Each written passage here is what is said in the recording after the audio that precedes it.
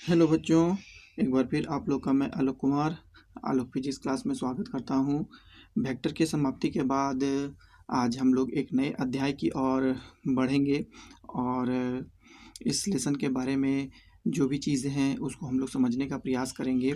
तो आप लोग इस क्लास में बने रहिए और हम लोग चलिए बढ़ते हैं आज नए अध्याय की ओर, जिसको हम लोग मोशन कहते हैं, गति कहते हैं। सबसे पहले तो हम लोग जानेंगे कि मोशन किसको कहते हैं और इनका स्टडी जो है किनके किनके है ना अंडर में किया जाता है। तो मोशन के लेसन को या आप लोग कह सकते हैं कि इसको हम लोग दो कैटेगरी में हम लोग डिवाइड करते हैं, है ना, दो पार्ट में स्टडी करते हैं। सबसे पहला जो पार्ट होता है उसको हम लोग काइनेमेटिक्स कहा जाता है, इसको हम लोग काइनेमेटिक्स कहेंगे। और दूसरा जो होता है उसको हम लोग काइनेटिक कहते हैं, काइनेटिक कहेंगे या फिर डायनामिक कहिए आप लोग, इसको हम लोग डायनामिक्स कहते हैं। तो दोनों में क्या डिफरेंस होता है बच्चों, इसके बारे में आज हम लोग जानेंगे। तो सबसे पहला चीज़ होता है, देखिए काइनेटिक्स क्या होता है, सॉरी काइनेमेटिक क्या होता है। काइनेमेटिक्स में भी हम लोग जो है ना मोशन का स्टडी करते हैं, गति का स्टडी करते हैं, लेकिन उन कारणों पर हम लोग विचार नहीं करते हैं, है ना, जिससे गति उत्पन्न होती है। तो काइनेमेटिक्स में भी जो होता है इसको हम लोग कहते हैं शुद्ध गति विज्ञान भी हम लोग कहते हैं। हिंदी में इसको हम लोग कहेंगे शुद्ध गति विज्ञान, इसको हम लोग कहते हैं शुद्ध गति विज्ञान कहते हैं। तो इसके अंतर्गत क्या होता है, इसमें गति का अध्ययन किया जाता है ना, गति का अध्ययन किया जाता है। लेकिन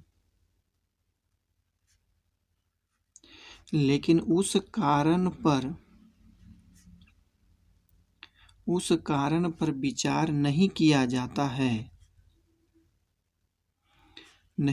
जाता है जिससे गति उत्पन्न होती है, जिससे गति उत्पन्न होती है ना। तो हम लोग इसको ऐसे भी कह सकते हैं, यांत्रिकी का वैसा भाग, यहाँ पे मैं जोड़ देता हूँ, है कि नहीं, यांत्रिकी का वैसा भाग, है कि नहीं, सॉरी, यांत्रिकी का वैसा भाग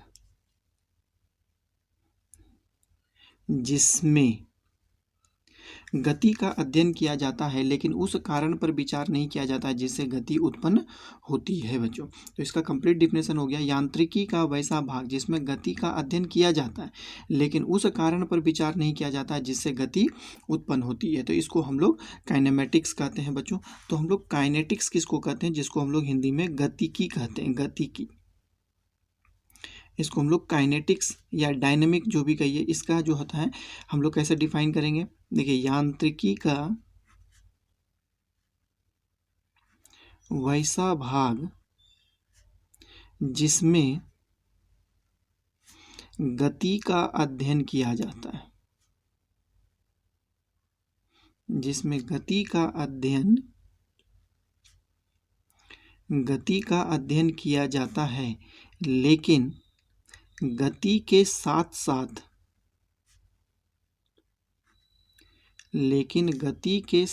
साथ उस कारण पर भी विचार किया जाता है, उस कारण पर भी विचार किया जाता है,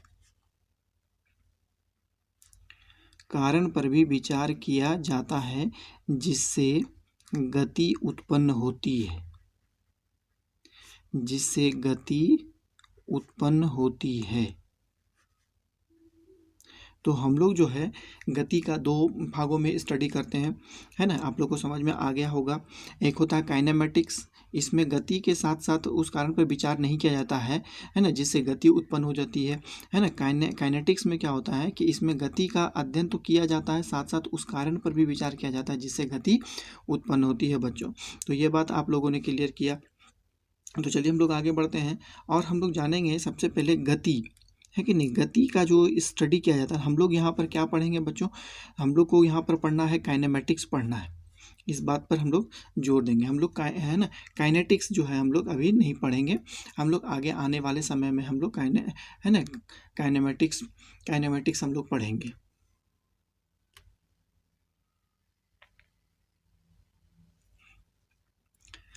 तो हम लोग देखते हैं गति, है ना। गति जो होता है वो लगभग आप लोग जानते ही होंगे कि गति को हम लोग दो तरह से स्टडी करते हैं। एक तो गति होता है जिसको हम लोग मोशन कहते हैं, गति एक होता है मोशन, और दूसरा जो होता है उसको हम लोग कहते हैं विराम, रेस्ट कहते हैं। विराम हम लोग उसको रेस्ट कहते हैं। तो ये दोनों टर्म पहले होते क्या हैं इसके बारे में हम लोग जानेंगे कि सबसे पहले गति किसको हम लोग गति को हम लोग कैसे डिफाइन करते हैं, गति का हम लोग डेफिनेशन कैसे देते हैं, है ना। मोशन का हम लोग डेफिनेशन कैसे देते हैं इसके बारे में हम लोग बात करते हैं। देखिए सबसे पहले गति क्या होता है। देखिए समय के साथ हम लोग सिंपल सा बात हम लोग कह देते हैं कि समय के साथ यदि किसी वस्तु का स्थान परिवर्तन होता है तो वह वस्तु गति में है कहा जाता है ना। तो ये तो बहुत पुराना परिभाषा है बच्चों, ये बहुत ओल्ड मॉडल का डेफिनेशन होता है। लेकिन हम लोग आज हायर स्टडी हम लोग कर रहे हैं जिसके वजह से हम लोग को थोड़ा सा परिभाषा में भी थोड़ा सा, है ना, शालीनता हम लोगों को लानी होगी। तो हम लोग इसका डेफिनेशन इस प्रकार देते हैं। देखिए किसी निर्देश तंत्र के सापेक्ष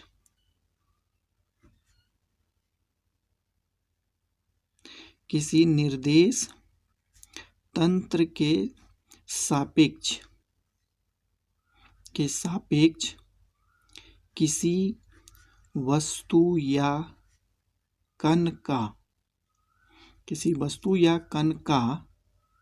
समय के साथ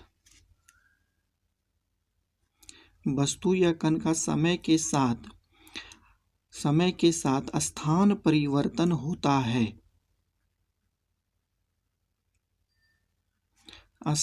परिवर्तन होता है। तो वस्तु गति में है कहा जाता है। तो इस बात को समझिए। तो यह परिभाषा है किसी निर्देश तंत्र के सापेक्ष किसी वस्तु या कण का समय के साथ स्थान परिवर्तन होता है तो वस्तु गति में है कहा जाता है। तो यहाँ पर आप लोगों के लिए एक नया वर्ड आ गया, निर्देश तंत्र, जिसको हम लोग इनर्शियल फ्रेम कहते हैं, है ना। निर्देश तंत्र, है ना। जड़त्व तंत्र आप लोग जानते होंगे, है ना। जड़ तंत्र दो तरह के होते हैं, जड़त्वीय तंत्र होते हैं और जड़त्वीय तंत्र होते हैं। निर्देश तंत्र जिसको हम लोग फ्रेम ऑफ रेफरेंस भी हम लोग कहते हैं, निर्देश तंत्र को इंग्लिश में फ्रेम ऑफ रेफरेंस हम लोग कहते हैं। तो निर्देश तंत्र मतलब क्या होता है कि गति का अवलोकन, है कि नहीं। मान लेते हैं कि कोई यदि एक कण यहाँ पर है, वो गतिशील है, और इस गतिशील कण का इस पॉइंट पर कोई व्यक्ति, है ना, या कोई इंस्ट्रूमेंट को लगा दिया जाए जो इसके गति का अवलोकन कर रहा है, निरीक्षण कर रहा है ना। तो इसको हम लोग जो है निर्देश तंत्र कहेंगे। तो निर्देश तंत्र जो होता है वो स्थान के अनुसार जो होता है वो 1 डायमेंशनल भी हो सकता है, 2 डायमेंशन भी हो सकता है और 3 डायमेंशन भी हो सकता है। तो निर्देश तंत्र के इसी तंत्र के सापेक्ष जो होगा, है ना, यदि इस कण का स्थान परिवर्तन होता है तो कण को हम लोग कहेंगे कि वो गति में है ना। लेकिन यदि इस निर्देश तंत्र के सापेक्ष यदि इस कण का स्थान परिवर्तन नहीं होता है तो हम लोग कहेंगे कि वस्तु विराम में होता है। तो विराम की परिभाषा हम लोग कैसे देंगे, इस प्रकार देंगे। देखिए विराम को जिसको हम लोग रेस्ट कहते हैं, तो इसका भी परिभाषा हम लोग इस प्रकार देते हैं कि किसी निर्देश तंत्र के सापेक्ष, देखिए किसी निर्देश तंत्र के सापेक्ष किसी वस्तु या कण का समय के साथ स्थान परिवर्तन नहीं होता है तो वस्तु विराम में है कहा जाता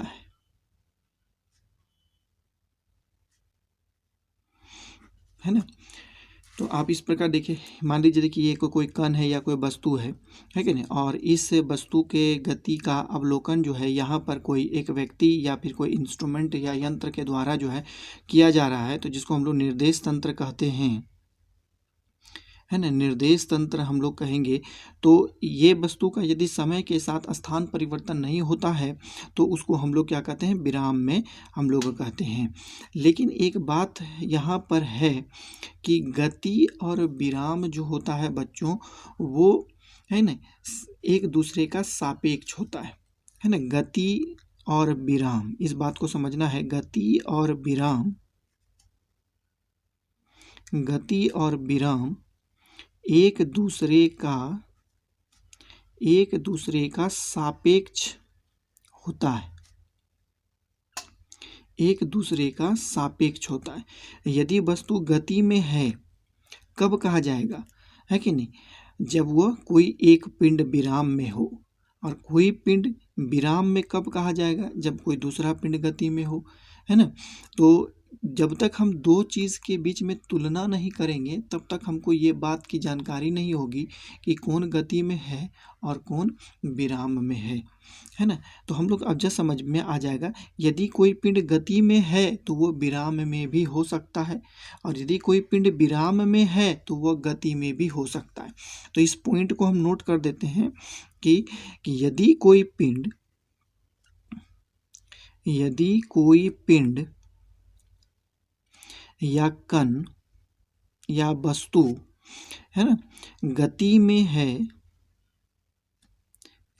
में है तो वह विराम में हो सकता है, विराम में हो सकता है, विराम में हो सकता है। और यदि कोई पिंड या कण या वस्तु, यदि कोई पिंड या कण विराम में है तो वह गति में हो सकता है, तो वह गति में हो सकता है। तो ये बात जो है समझने योग्य नहीं है, लेकिन फिर भी हम लोगों को समझना है कि आखिर ये किस प्रकार होता है। तो चलिए हम लोग इसको समझने का प्रयास करते हैं कि ये किस प्रकार होता है। थोड़ा सा इसको समझने का प्रयास करिएगा कि मान लेते हैं कि कोई एक व्यक्ति जो है या दो व्यक्ति जो है या बस में सफ़र कर रहे हैं, एक का सीट यहाँ पर है, एक का सीट यहाँ पर है, और बस निरंतर आगे बढ़ते जा रही है, और यहाँ पर उसके बाहर में एक पेड़ लगा हुआ है, ये पेड़ है। तो बस निरंतर गति कर रही है, तो दोनों ही व्यक्ति गतिशील होंगे। बस के सापेक्ष जो है दोनों वस्तु गति कर रहे हैं, दोनों ही व्यक्ति जो है गति कर रहा है। तो लेकिन दोनों ही व्यक्ति के सीट में, है ना, दोनों व्यक्ति के स्थान में कोई परिवर्तन नहीं आ रहा है। इसका मतलब है कि यदि इस व्यक्ति को निर्देश तंत्र मान लिया जाए, इस व्यक्ति को, तो इस निर्देश तंत्र के सापेक्ष इस व्यक्ति का स्थान में परिवर्तन नहीं हो रहा है। तो हम लोग क्या कहेंगे कि ये जो दोनों कण जो हैं ये विराम में है। लेकिन बस गतिशील है, लेकिन हम लोग कहेंगे कि बस के अंदर बैठे ये दोनों व्यक्ति, है ना, विराम में है। क्यों नहीं? क्योंकि इसके स्थान में कोई परिवर्तन नहीं आ रहा है। मैं बस के अंदर बात कर रहा हूँ। लेकिन वही यदि ये दोनों व्यक्ति यदि निर्देश तंत्र के सापेक्ष काम करते हैं और अपने बस के बाहर खिड़की से देखते हैं तो उन्हें पेड़ नज़र आता है, और पेड़ जो होता है वो बस के सापेक्ष उसको विपरीत दिशा में जाता हुआ प्रतीत होता है। तो इसका मतलब है कि यदि इसके सापेक्ष यदि इसका अवलोकन करेंगे तो हम कहेंगे कि पेड़ गतिशील है। हम कहेंगे कि बस यदि इसको निर्देश तंत्र मान लिया जाए, बस के अंदर बैठे यदि व्यक्ति को निर्देश तंत्र मान लिया जाए, तो यह निर्देश तंत्र क्या अवलोकन कर रहा है कि ये पेड़ जो होता है बस के सापेक्ष विपरीत दिशा में गतिशील हो रहा है। तो इसका मतलब है कि पेड़ गतिशील होगा। लेकिन वहीं यदि बात करते हैं कि इस पेड़ को यदि हम निर्देश तंत्र मान लेते हैं बच्चों, तो ये पेड़ ये क्या देखेगा कि ये दोनों व्यक्ति जो होता है वो आगे की ओर बढ़ रहा है। तो यहाँ पर हम एक चीज़ देखते हैं कि देख पा रहे हैं कि बस के अंदर बैठा दोनों व्यक्ति का स्थान में परिवर्तन, मतलब बाहर इस पेड़ के सापेक्ष स्थान में परिवर्तन हो रहा है। तो कहेंगे कि दोनों व्यक्ति इस पेड़ के सापेक्ष गतिशील है। लेकिन वहीं यदि इस बस के अंदर बैठे दोनों व्यक्ति एक दूसरे के सापेक्ष स्थान में परिवर्तन नहीं हो रहा है, तो हम लोग कहेंगे कि दोनों व्यक्ति विराम में है बच्चों। तो आप लोग इस उदाहरण से इस बात को स्पष्ट रूप से समझ सकते हैं कि ये व्यक्ति गतिशील है, ये भी व्यक्ति गतिशील है, लेकिन दोनों विराम में भी है। दूसरी बात है कि ये दोनों गतिशील है फिर भी विराम में है, लेकिन है ना, विराम में है तो वो गतिशील कैसे होगा? आप इस पेड़ को देख के कह सकते हैं, है कि नहीं? आप इस पेड़ को देख करके कह सकते हैं कि ये पेड़ विराम में, लेकिन इसके सापेक्ष यदि इसका स्टडी करते हैं तो वो देखते हैं विपरीत दिशा में गतिशील हुआ मालूम पड़ता है। तो कह सकते हैं कि बस के सापेक्ष पेड़ जो होता है वो विपरीत दिशा में गति कर रहा है, तो इसका मतलब है कि ये गतिशील है। तो दोनों ही एक दूसरे के सापेक्ष होता है बच्चों, हम कह सकते हैं। यहाँ पर एक बात और होती है कि देखिए, है ना, ये व्यक्ति इस व्यक्ति के सापेक्ष जो होता है वो विराम में है, लेकिन बस के सापेक्ष गतिशील है कि नहीं? यहाँ पर तीन बातें हैं, 3 पॉइंट हम यहाँ कहेंगे। बस को हम एक सिस्टम मान लेते हैं, इस व्यक्ति को बी सिस्टम मान लेते हैं, और इसको हम लोग सी सिस्टम मान लेते हैं। तो ए के सापेक्ष, मतलब ए कौन है? बस हमारा। ए के सापेक्ष बी और सी गतिशील है हमारा, है ना, गतिशील है कि नहीं? आप देख पा रहे हैं, है कि नहीं? या इस पेड़ के सापेक्ष भी आप कह सकते हैं कि पेड़ के सापेक्ष बी और सी जो है हमारा गतिशील है, नहीं, लेकिन बी के सापेक्ष सी या सी के सापेक्ष बी क्या है? स्थिर है, विराम में है। तो ये एक व्यक्ति एक ही स्थिति में गति में भी है और विराम में भी है। तो इस बात पर हम लोगों को समझना होगा कि ये कैसे हो रहा है। तो चलिए एक लास्ट बार मैं इसको फिर से बता देने का प्रयास करूंगा ताकि आप लोगों को अच्छी तरह से समझ में आ जाए।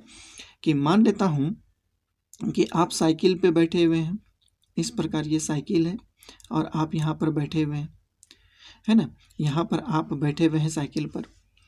साइकिल, आपके हाथ पर एक पत्थर है ना बच्चों, आपके हाथ में एक पत्थर है। तो आप और पत्थर दोनों गतिशील हैं, है कि नहीं? दोनों ही गतिशील है। किसके सापेक्ष? इस सड़क के सापेक्ष, क्योंकि सड़क तो विराम की अवस्था में है। सड़क के सापेक्ष आप लोग दोनों गतिशील हैं, लेकिन पत्थर के सापेक्ष आपका स्थान तो बदल नहीं रहा है बच्चों। पत्थर के सापेक्ष आपका स्थान नहीं बदल रहा है। आप कितनों भी दूर चले जाइए वो पत्थर आपके हाथ में ही रहेगा, नहीं। तो उसके सापेक्ष, इसका मतलब इस पत्थर के सापेक्ष आपका स्थान परिवर्तन नहीं हो रहा है, इसका मतलब है कि आप विराम में हैं। लेकिन ये सड़क पर स्थित कोई दूसरा पत्थर को आप देख रहे हैं तो इस पत्थर के सापेक्ष आपकी दूरी निरंतर रूप से बदल रही है। तो इसका मतलब क्या हो गया कि इस पत्थर के सापेक्ष आप गति में हैं। तो आप दो पत्थर का यहाँ अवलोकन करें, जो कि एक पत्थर आपके हाथ में है उसके स्थान में परिवर्तन नहीं हो रहा है, उसके सापेक्ष आप क्या है? विराम में है। लेकिन सड़क पर स्थित एक पत्थर के सापेक्ष आप गतिशील है। तो कहने का मतलब हो गया कि इस पत्थर के सापेक्ष आप जो हैं वो क्या है? विराम में है, और इस पत्थर के सापेक्ष आप गतिशील हैं। तो आप तो एक ही हैं, इसका मतलब है कि एक ही अवस्था में आप गति में भी हो सकते हैं और आप विराम में भी हो सकते हैं। तो गति हम लोग ऐसे कहेंगे, इसीलिए दोनों एक दूसरे के सापेक्ष जो होता है वो पद होता है बच्चों, इसको अच्छी तरह से समझना है। जब तक कोई विराम में ना हो तब तक हम कह नहीं सकते हैं कि वो गतिशील है, कोई दूसरा वस्तु गतिशील है, और जब तक कोई दूसरा वस्तु गतिशील नहीं हो तब तक हम नहीं कह सकते हैं कि वो विराम में है ना। तो ये बहुत सारा उदाहरण इसके बीच में है जिसको आप लोग ले करके, है ना, अच्छी तरह से आप समझ सकते हैं। एक सुंदर सा उदाहरण मैं कहूँ तो एक ट्रेन के अंदर जो है, मान लिया जाए कि सारा खिड़की दरवाज़ा यदि उसका बंद कर दिया जाए, है ना, और ट्रेन चलने के समय में यदि कोई आवाज़ यदि उत्पन्न नहीं हो रही है तो आपको महसूस ही नहीं होगा कि आप उस चलते हुए ट्रेन के अंदर में बैठे हुए हैं। आपको महसूस नहीं होगी, क्योंकि ना आवाज़ आ रहा है ट्रेन से और ना ही किसी प्रकार का हलचल हो रही है। लेकिन ट्रेन गतिशील है तो आपको महसूस ही नहीं होगा कि आप जो है गतिशील है। तो यहाँ पर क्या हो रहा है कि आप क्या देखेंगे कि आपके सीट के बगल में जो दूसरा व्यक्ति बैठा हुआ है वो दोनों के स्थान में कोई परिवर्तन नहीं हो रहा है, इसका मतलब दोनों स्थिर है। लेकिन ट्रेन तो चल रही है, तो आपको ट्रेन चल रही है या नहीं चल रही है इसको देखने के लिए आपको खिड़की खोल करके पहले बाहर देखना होगा, आप बाहर में देखते हैं कि कोई पेड़ है तो वो पेड़ विपरीत दिशा में गतिशील हो रही है, तो आप समझ जाते हैं कि नहीं, ट्रेन हमारा चल रहा है ना। तो आप इस सिस्टम से आप खुद अनुमान लगा सकते हैं कि आप जब इस व्यक्ति को देखते हैं तो आपको पता ही नहीं चलता है कि हम गतिशील हैं, लेकिन जब आप खिड़की के बाहर देखते हैं तो आपको पता चलता है कि नहीं, हम गतिशील हैं। तो इसका मतलब क्या हुआ कि आप एक ही अवस्था में दोनों ही स्थिति में है, गति में भी है और विराम में भी है। नहीं, इसी प्रकार हमारा पृथ्वी भी होता है। पृथ्वी हमारा निरंतर रूप से गति करती रहती है बच्चों, लेकिन फिर भी हमको पता नहीं चलता है कि हम लोग गतिशील हैं। ऐसा क्यों होता है? क्योंकि हमारे आस पड़ोस की कोई भी वस्तु जो होती है वो हमारे सापेक्ष स्थान में परिवर्तन उसका नहीं होता है, जिसकी वजह से वो हमें जो विराम में महसूस होती है। लेकिन हम लोग यदि तारों को देखते हैं, चांद को देखते हैं, सूर्य को देखते हैं, तो उसकी दिशा हमेशा बदलती रहती है, जिसकी वजह से हमको पता चलता है कि नहीं, पृथ्वी गति कर रही है। तो गति आप लोग अच्छी तरह से 3-4 परिभाषा से या उदाहरण से इसको समझ गए होंगे कि गति और विराम एक दूसरे के सापेक्ष पद होता है। तो चलिए हम लोग आज आगे बढ़ते हैं बच्चों, इसको समझने का प्रयास करेंगे। एक प्रश्न यहाँ पर मैं दे देता हूँ आप लोगों को कि आप मान लीजिए कि साइकिल पे बैठे हुए हैं और साइकिल चलाते समय आपके हाथ में एक पत्थर है जो कि आप ऊपर की ओर उसको फेंक देते हैं। तो क्या आप, यदि साइकिल गतिशील है तो क्या वो गिरता हुआ पत्थर पुनः आपके हाथ में गिरेगा? यदि आपकी साइकिल की चाल एक समान है तो आप इसको मुझे कमेंट करके ज़रूर बताइएगा कि क्या इसका आंसर होगा। तो चलिए हम लोग आगे बढ़ते हैं बच्चों, इसको हम लोग देखेंगे। तो गति के अध्ययन के लिए जो होता है, बहुत सारे टर्म की आवश्यकता मुझे पड़ती है। तो गति के संबंध में महत्वपूर्ण पद कौन कौन से होते हैं, तो चलिए हम लोग उसके बारे में व्याख्या करते हैं। गति के संबंध में महत्वपूर्ण पद कौन कौन से होते हैं, है ना। इम्पॉर्टेंट टर्म्स कौन कौन से होते हैं रिलेटेड टू द मोशन, हम लोग आज स्टडी उसका हम लोग करेंगे। सबसे पहला टर्म आप लोग तो जानते होंगे बच्चों, दूरी क्या होता है, जिसको हम लोग डिस्टेंस कहते हैं। डिस्टेंस हम लोग किसको कहते हैं बच्चों, आप लोग अच्छी तरह से इसको अपने से पिछले क्लासों में पढ़ चुके होंगे कि दूरी किसे कहते हैं। तो देखिए, दूरी किसको कहते हैं कि देखिए, किसी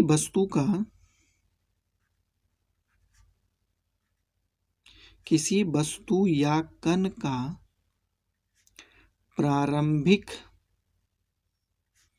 तथा अंतिम, है ना, स्थिति, प्रारंभिक या अंतिम स्थिति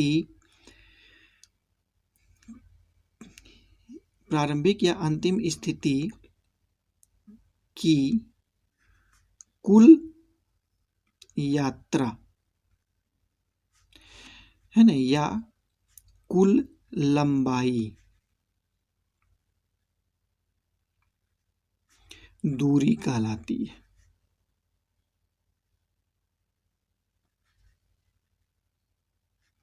है ना। आप लोग देख पा रहे हैं कि किसी वस्तु या कण, है कि नहीं, कण का प्रारंभिक या अंतिम स्थिति की कुल यात्रा या कुल लंबाई वो दूरी कहलाती है बच्चों। तो मान लेते हैं कि कोई कण जो है इस बिंदु से चलना प्रारंभ होता है, सबसे पहले वो यहाँ पर आता है बी बिंदु पर, उसके बाद वो यहाँ पर चले आता है सी पर। तो उसने कुल कितनी यात्रा की, उसने कुल कितनी लंबाई तय की, तो आप लोग जान पा रहे होंगे, उसी को हम लोग दूरी कहते हैं। तो दूरी इज इक्वल टू क्या हो जाता है, ए बी प्लस, और ये हो जाएगा हमारा बी सी होता है। तो कुल दूरी कितना हो गया, ए बी प्लस हो जाता है बी सी, तो कुल हो गया। उसी तरह हम लोग यदि इसमें भी कहेंगे कि मान लेते हैं कि एक यहाँ पे आया, यहाँ से आया, फिर यहाँ पे चले आया, और फिर यहाँ से यहाँ पे चले आए। इसकी यात्रा की देखिए दिशा इस प्रकार है कुछ, ए से वो पहले बी पर गया, बी से सी पर, सी से वो डी पर गया। तो कहेंगे कि कुल दूरी कितनी होगी, तो आप लोग संपूर्ण यात्रा को जोड़ देंगे, ए बी होगा प्लस बी सी होगा प्लस सी डी होगा और प्लस डी ए होगा, वो कुल होता है ना। तो कुल यात्रा को हम लोग कहते हैं, उसकी कुल दूरी कहेंगे बच्चों। इस प्रकार जो है हम लोग दूरी को परिभाषित करते हैं, है ना। तो आप लोग एक चीज़ देखें यहाँ पर कि दूरी क्या होती है, कि दूरी जो होती है योगात्मक प्रवृत्ति की होती है, योगात्मक प्रवृत्ति की होती है। दूरी योगात्मक प्रवृत्ति की होती है ना। यह दिशा पर निर्भर नहीं करता है, यह दिशा पर निर्भर नहीं करता है। यह योगात्मक प्रवृत्ति की होती है और यह दिशा पर निर्भर नहीं करता है ना। दूरी जो होती है, आप कितना भी दूरी तय कर लीजिए, वो क्या होगा, सबको हमको जोड़ करके उसकी संपूर्ण लंबाई ज्ञात करनी होगी, है ना। ये योगात्मक प्रवृत्ति की होती है, एडिटिव नेचर की होती है ना। इसका दिशा पर ये निर्भर नहीं करती है। आप देख पा रहे हैं कहीं भी जा रही है, सभी दिशा अलग अलग क्यों ना हो, हमने सबको जोड़ दिया। ये योगात्मक प्रवृत्ति की होती है, यह दिशा पर निर्भर नहीं करती है। दूसरी बात इसमें क्या होता है बच्चों, कि दूरी जो होती है ये दिशा पर निर्भर नहीं करती है बच्चों। आप जानते हैं कि जो दिशा पर निर्भर नहीं करता है वो कैसा राशि होता है, वो अदिश राशि होता है। तो दूरी एक अदिश राशि है, दूरी एक अदिश राशि है। दूसरी बात होता है बच्चों कि ये दूरी जो होती है वो कभी भी शून्य नहीं हो सकती है, दूरी कभी भी शून्य नहीं हो सकती है, कभी भी शून्य नहीं हो सकती है, दूरी कभी भी शून्य नहीं हो सकती है ना। उसके बाद होता है कि यह कभी भी ऋणात्मक नहीं हो सकती है, दूरी कभी भी ऋणात्मक नहीं हो सकती है, दूरी कभी भी ऋणात्मक नहीं हो सकती है, कभी भी ये ऋणात्मक नहीं हो सकती है बच्चों, है ना। ये क्या होता है, दूरी योगात्मक प्रवृत्ति की होती है। ये कितनों भी आप यात्रा कर लीजिए, संपूर्ण यात्रा का जोड़ कर देने पर दूरी मेरा ज्ञात हो जाता है। चूँकि बात है ये दिशा पर भी निर्भर नहीं करती है, दूरी एक अदिश राशि होती है, दूरी कभी भी शून्य नहीं हो सकती है या कभी भी ऋणात्मक नहीं हो सकती है। यदि हम इस प्रकार दूरी को यदि हम कहते हैं कि जैसे मान लेते हैं कि माना कि t1 समय में कोई कण x1 दूरी तथा t2 समय में यह x2 दूरी तय करती है, दूरी तय करती है, तो t1 प्लस t2 समय में कुल तय की गई दूरी कितनी हो जाएगी, कुल दूरी t1 प्लस t2 समय में कुल तय की गई दूरी x1 प्लस x2 होती है। तो ये जीरो हो ही नहीं सकता है ना, ये कभी जीरो हो ही नहीं सकता है। तो ये दूरी का ये कॉन्सेप्ट इसी तरह होता है बच्चों। इसके बाद आता है आपका दूरी को हम लोग किस में मापते हैं, है ना, दूरी का मापन। चूँकि दूरी जो होती है इसका संबंध लंबाई से होता है नहीं, इसीलिए इसको या तो आप मीटर में मापिए या फिर आप इसको किलोमीटर में मापिए, या फिर आप छोटी दूरी है तो सेंटीमीटर में भी आप माप सकते हैं, है ना। तो दूरी का मापन ऐसे होता है। उसके बाद आता है बच्चों विस्थापन। दूसरा नंबर में आता है हमारा विस्थापन क्या होता है ना। दूरी से जस्ट विस्थापन को हम लोग कहते हैं डिस्प्लेसमेंट, हम लोग कहते हैं इसको, हम लोग क्या कहते हैं, डिस्प्लेसमेंट कहते हैं। डिस्प्लेसमेंट किसको कहा जाता है ना, डिस्प्लेसमेंट क्या होता है तो समझिए इस बात को, डिस्प्लेसमेंट किसको कहेंगे, है ना।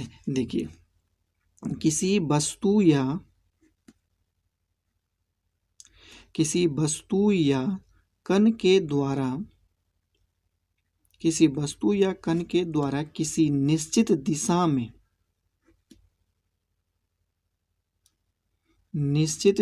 में समय के साथ स्थान परिवर्तन को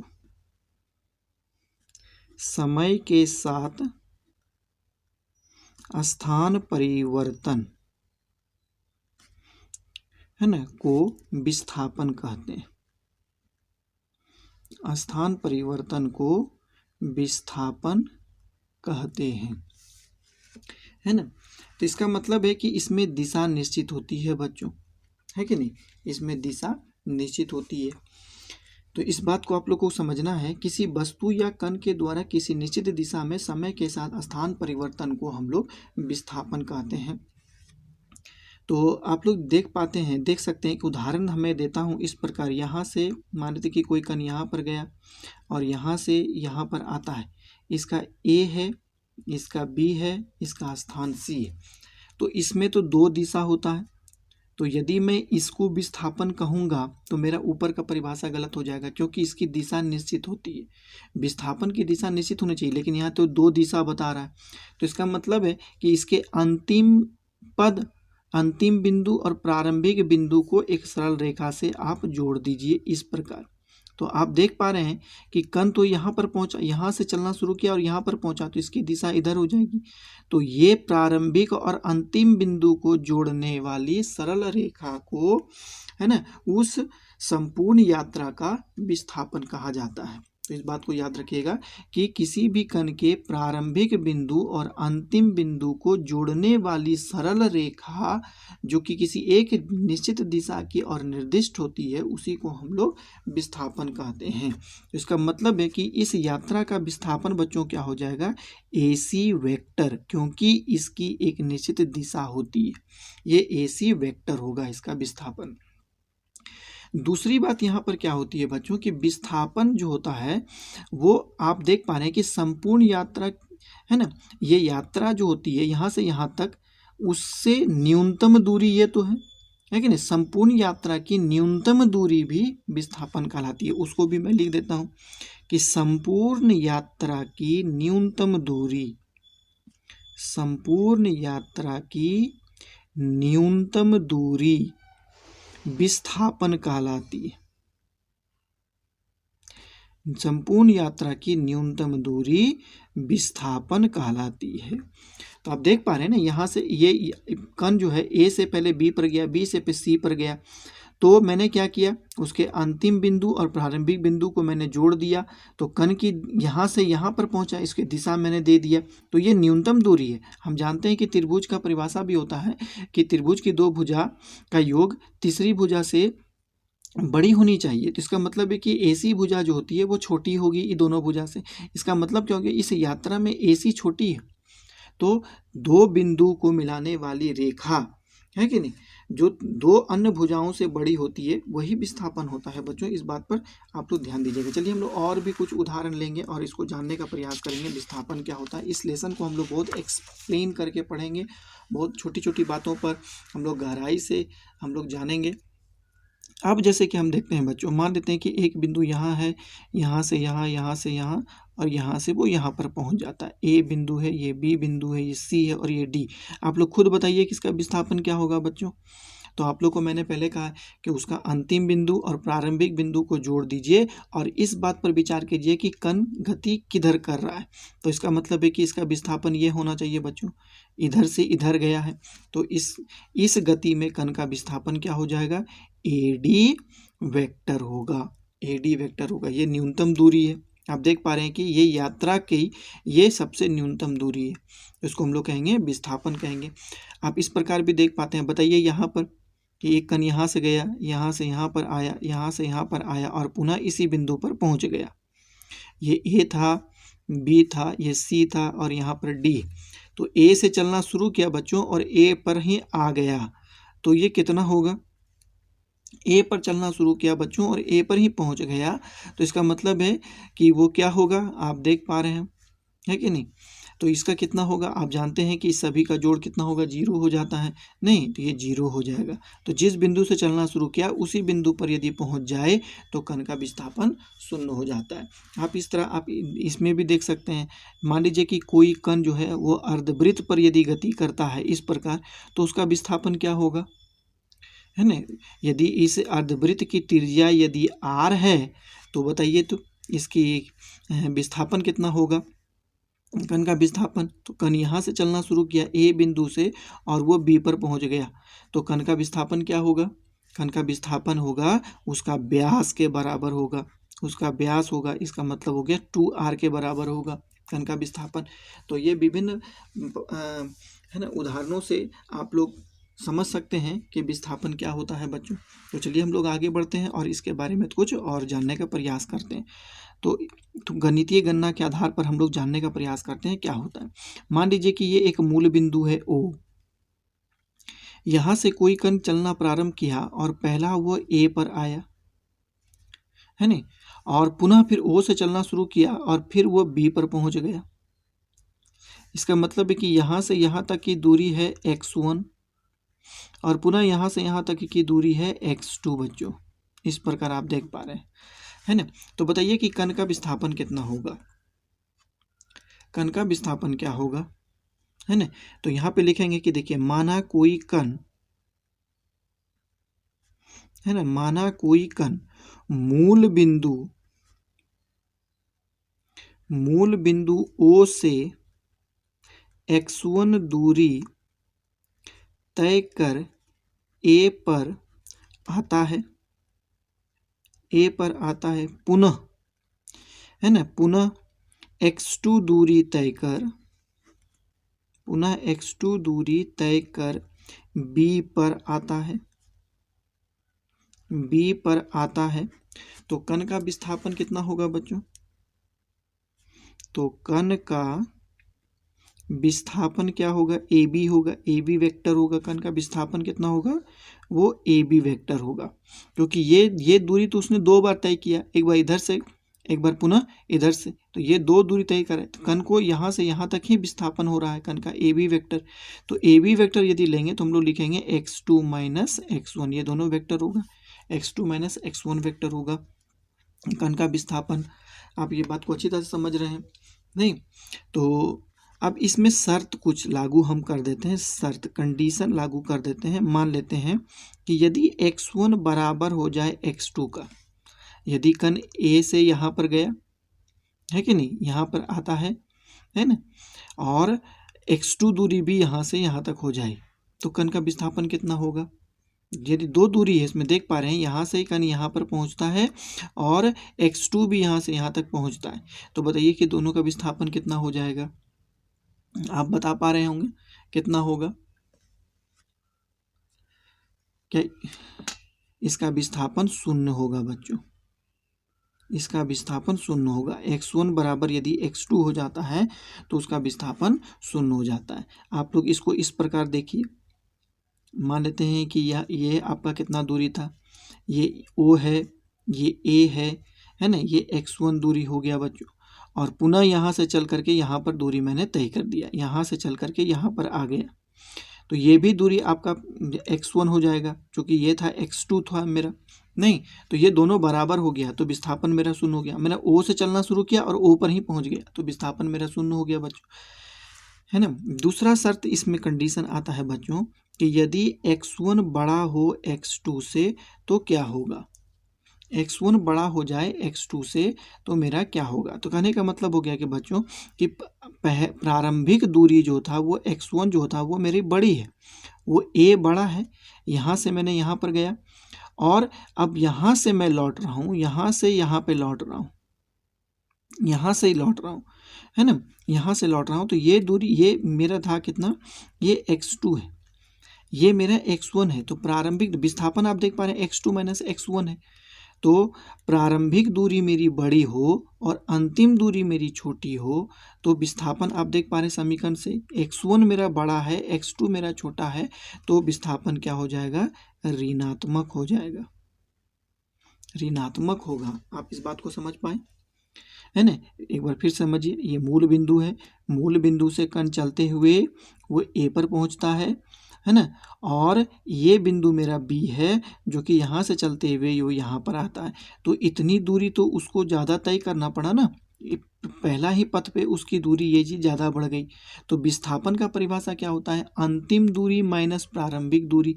तो अंतिम है ना, अंतिम दूरी x2 है और प्रारंभिक दूरी x1 है नहीं, तो कहने का मतलब हो गया कि अंतिम दूरी मेरी छोटी है और प्रारंभिक दूरी बड़ी है, तो विस्थापन मेरा ऋणात्मक हो जाएगा। आप देख पा रहे हैं ऋणात्मक क्या होता है, अंतिम दूरी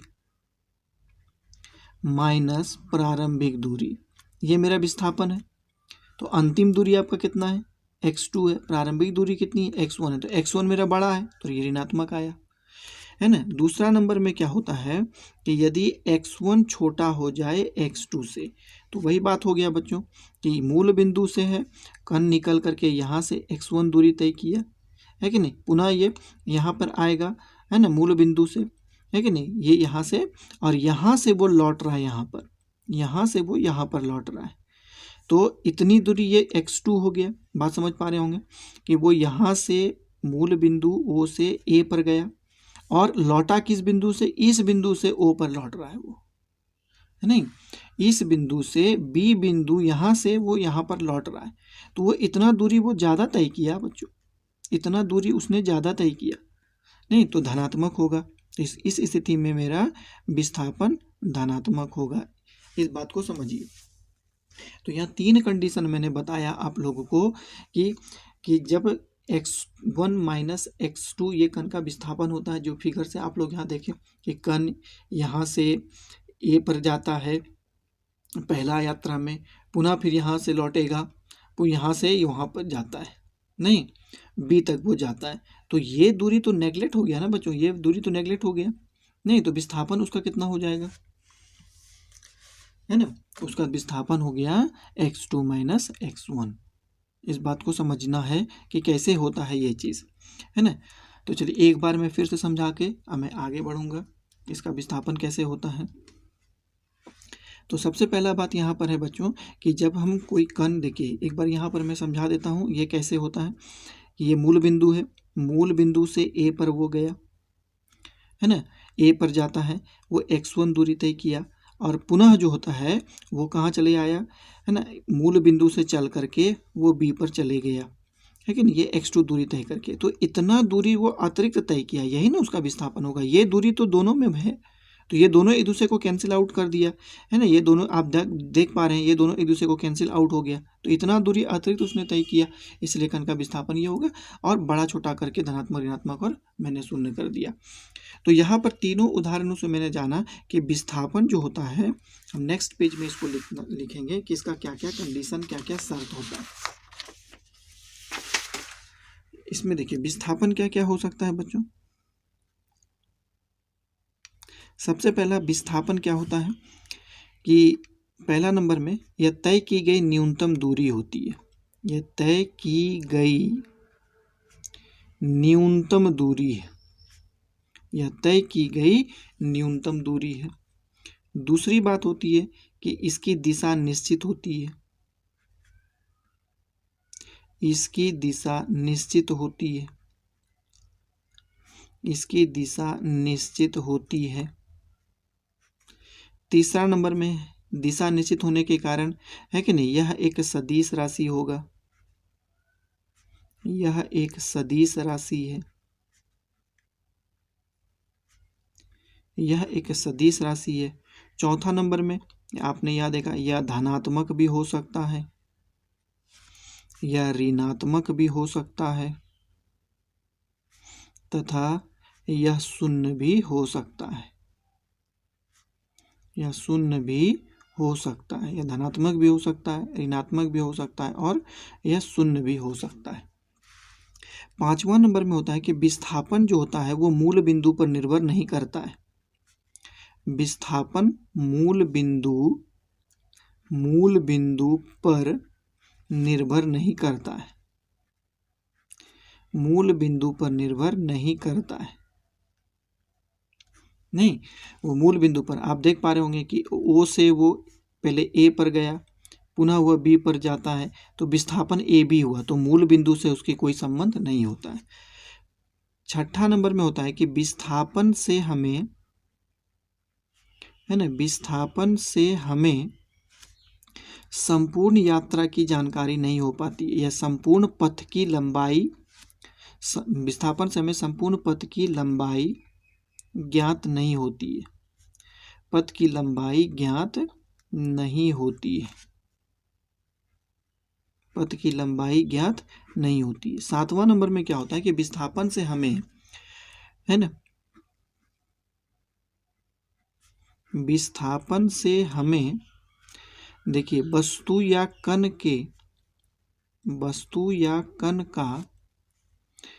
का वास्तविक दिशा परिवर्तन के बारे में जानकारी नहीं हो पाती है, परिवर्तन के बारे में जानकारी नहीं हो पाती है, जानकारी नहीं हो पाती है। है ना, जानकारी नहीं हो पाती है। तो ये बात आप लोगों को जानना पड़ेगा। तो विस्थापन में हमने 2-4 टॉपिक्स इसमें लिख दिया कि यह तय की गई न्यूनतम दूरी है, इसकी दिशा निश्चित होती है, यह एक सदिश राशि होती है, यह धनात्मक, ऋणात्मक तथा शून्य भी हो सकती है। विस्थापन मूल बिंदु पर निर्भर नहीं करता है। विस्थापन समय संपूर्ण पथ की लंबाई ज्ञात नहीं होती है। विस्थापन समय वस्तु या कण या वास्तविक दिशा के परिवर्तन की बारे में भी जानकारी नहीं हो पाती है। तो विस्थापन से जो होता है मुझे ये चीज़ मिलता है। लेकिन इसमें जो है मुझे बहुत तरह की बातें आती है, जैसे मूल बिंदु, इस सब चीज़ में हम विचार कर लेना चाहता हूँ कि मूल बिंदु क्या होता है बच्चों, जिसको हम लोग ऑरिजिन कहते हैं। ऑरिजिन किसको कहते हैं बच्चों? ऑरिजिन, देखिए ऑरिजिन किसको कहेंगे कि कोई कण है क्या ना, प्रारंभिक स्थान से यदि गति प्रारंभ करती है तो वह प्रारंभिक स्थान जो होता है उसका मूल बिंदु कहता है। तो यदि कोई कण जिस स्थान से गति प्रारंभ करता है, यदि कोई कण जिस स्थान से गति प्रारंभ करता है तो वह स्थान मूल बिंदु कहलाता है। वह स्थान मूल बिंदु कहलाता है ना, मूल बिंदु कहा जाता है। तो वह स्थान मूल बिंदु कहलाता है, मूल बिंदु कहलाता है। इस बात को देखिए, है ना, यदि कोई कण जिस स्थान से गति प्रारंभ करता है तो वह स्थान मूल बिंदु कहलाता है। नहीं तो मान लेते हैं कि यदि कोई कण इस स्थान से गति प्रारंभ करता है तो वो उसका मूल बिंदु हो जाएगा। लेकिन आप लोग कहिएगा कि सर यदि कोई बस, यदि किसी बस स्टेशन से यदि खुलती है तो बस स्टेशन तो बहुत बड़ा होता है, तो क्या बस इतनी बड़े है ना भाग को क्या मैं मूल बिंदु मान सकता हूँ? हाँ, इसका आंसर होगा हाँ, कि आप उसको मान सकते हैं कि इतने बड़े स्थान को आप मूल बिंदु मान सकते हैं। तो मूल बिंदु को मानने का भी एक शर्त होता है कि मूल बिंदु क्या होता है कि उसका जो तुलना करना पड़ता है कि यदि कोई बस किसी स्थान से गति यदि प्रारंभ करता है, नहीं गति प्रारंभ यदि करता है तो जिस स्थान से गति प्रारंभ कर रहा है उसको तो हम लोग मूल बिंदु कहेंगे ही, है कि नहीं। लेकिन यहाँ पे तुलना करना पड़ेगा हमको इस बात से भी कि बस जो होता है, बस के किस भाग को हम लोग मूल बिंदु कहेंगे, उसके आगे पहिया को मूल बिंदु कहेंगे या उसके पीछे पहिया को हम लोग मूल बिंदु कहेंगे। तो इस बात पर तो बस के इतने बड़े भूभाग है ना, या फिर बस स्टेशन का इतना बड़ा भूभाग कि संपूर्ण यात्रा की तुलना में बच्चों बहुत छोटा होता है। बस जो होती है बड़ी बड़ी दूरियां तय करती है ना, वो 50 kilometre, 60 kilometre, 40 kilometre, 100 kilometre, 150, 300 kilometre दूरी तय करती है। तो 300 किलोमीटर की तुलना में इस बस की लंबाई को या फिर इस बस स्टेशन के क्षेत्रफल को या इसके व्यास को किसी भी या लंबाई चौड़ाई कुछ किसी को भी हम लोग नगण्य मानते हैं। तो नगण्य मानना क्या होता है, जब वो बहुत छोटी होती है तभी उसको नगण्य मानते हैं। अतः इस स्थिति में बस की लंबाई को या उस बस स्टेशन को हम लोग मूल बिंदु कह सकते हैं। तो इस बात को आप लोग समझ पाए होंगे कि मूल बिंदु की अवधारणा जो होती है उस बस के द्वारा तय की गई संपूर्ण यात्रा की तुलना पर निर्भर करता है कि वह बस कितनी दूरी तय करती है। तो हम लोग कहेंगे कि बस के द्वारा तय की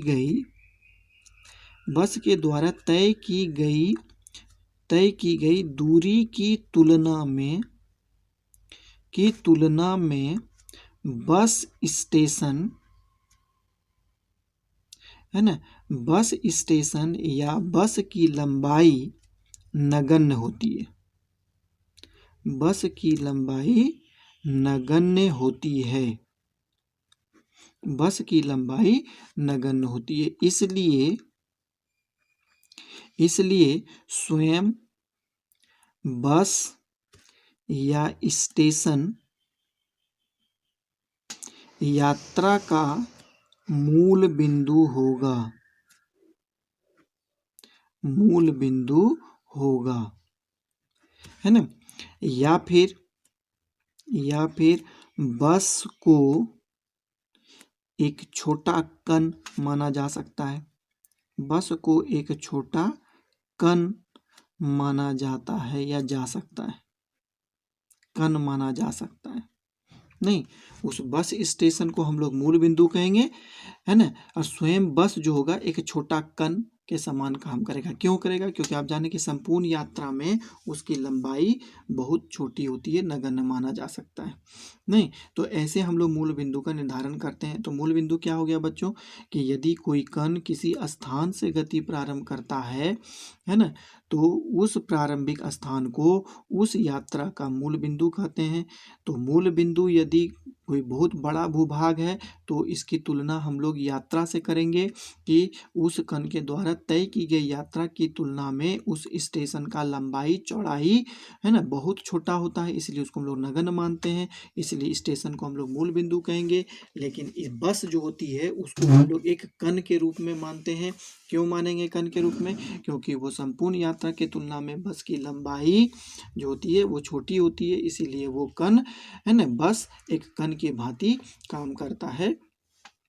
समय क्या होता है बच्चों, यहाँ पर समय का भी जो होता है चयन स्वेच्छा से हम लोगों को करना चाहिए। समय क्या होता है? तो समय जो होता है दो घटना के बीच के अवधि को कहते हैं ड्यूरेशन बिटवीन टू इवेंट होता है। दो घटना के बीच की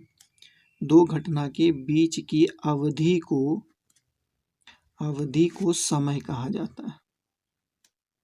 दो घटना के बीच की अवधि को समय कहा जाता है ना। दो घटना के बीच की अवधि को हम लोग समय कहेंगे। एक घटना यहाँ पर घटित होती है, एक घटना यहाँ पर घटित होती है ना, वो एक ही वस्तुओं के द्वारा, एक ही कण के द्वारा। तो इस दोनों घटना के घटित होने की जो अवधि होती है उसी को हम लोग समय कहते हैं, है कि नहीं।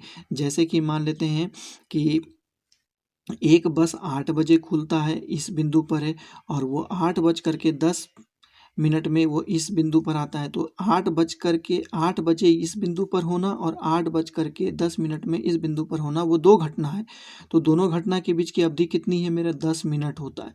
तो दो घटना के घटित होने में कितना समय लगा है? यहाँ पर 10, है ना। तो इसको हम लोग समय कहते हैं। लेकिन मूल बिंदु पर जो होता है समय जो क्या होता है बच्चों, है ना, मूल बिंदु पर समय जो होता है हमारा वो शून्य होता है ना। मूल बिंदु पर समय हमको शून्य मानना पड़ता है, या फिर उस किसी भी समय को हम लोग इकाई मान लेते हैं। जैसे कि आपको यहाँ पे कहा कि ये 8 बजे, तो ये 8 का जो मापन होगा वो शून्य के समान होगा, लेकिन यहाँ से यहाँ तक जाने में उसको 10 ही मिनट का समय लग रहा है। तो इसका मतलब है कि इसको हम लोग जीरो को व्यक्त करेंगे और इस बिंदु पर जाने पे 10 मिनट का समय लगा। तो ये 8 बजे इस मूल बिंदु पर है, ऐसा हम लोग नहीं कहेंगे। ये कहेंगे कि शून्य समय पर इस बिंदु पर है और इस बिंदु पर जाने पर उसको 10 मिनट का समय लगा। हम लोग इस प्रकार हम लोग अवधारणा देते हैं। तो समय को हम लोग स्वेच्छा से मापते हैं, है कि नहीं। समय को हमेशा मूल बिंदु पर हम लोग शून्य को लेते हैं, है ना। इसी प्रकार जो है ये दो पॉइंट्स जो है हमारे लिए मूल बिंदु का चयन करना और समय का चयन करना, वो थोड़ा सा गति में बहुत निर्धारित, है ना, समस्या उत्पन्न करता है। इसीलिए आप लोगों ने ये बात जाना कि मूल बिंदु का चयन किस प्रकार किया जाता है और समय क्या होता है, इस चीज़ को जानना बहुत इम्पोर्टेंट है गति में। तो बच्चों आज काफ़ी लंबा क्लास हो चुका है मेरा, तो इसी प्रकार जो होता है आज लगभग एक इंट्रोडक्शन क्लास हम लोग के पास रहा, जिसके बारे में हम लोगों ने जाना, है ना, गति क्या है, विराम क्या है, दूरी क्या होता है, विस्थापन क्या होता है। तो इसी तरह जो है हम लोग कल आगे नेक्स्ट क्लास में हम लोग आगे भी जानेंगे, है ना। चाल, वेग, त्वरण क्या होता है, उनका ग्राफीय निरूपण किस प्रकार किया जाता है। तो इन सभी बातों के साथ जो है आज का कक्षा को मैं समाप्त करता हूं, और नेक्स्ट समय में आप लोगों के सामने मैं और भी अच्छे अच्छे टॉपिक्स के बारे में मैं चर्चा करूंगा। तो फिलहाल आज का दिन को आप लोग अच्छा से वीडियो को देखें और पढ़ें और इसको समझें। मैंने एक एक टॉपिक्स के बारे में बहुत लंबा लंबा, है ना, लेक्चर दिया है और इसको एक्सप्लेन किया है ताकि आप लोगों को हर छोटी छोटी बातें अच्छी तरह से समझ में आ जाए। तो इन्हीं चंद बातों के साथ जो है आज की कक्षा को मैं समाप्त करना चाहूँगा, और एक बात और भी है कि बच्चों, जो जो बच्चे इस चैनल पर नए हैं, जो पहले क्लास को मेरा देख रहे हैं, सबसे पहला उसका काम होगा कि ये चैनल को सब्सक्राइब करे, लाइक करे और अपने दोस्तों के साथ शेयर करे, है ना? ठीक है बच्चों, यह वीडियो देखने के लिए आप लोगों को बहुत बहुत धन्यवाद। आप लोग हमेशा खुश रहें, मुस्कुराते रहें, हंसते रहें। लॉट्स ऑफ थैंक्स बच्चों।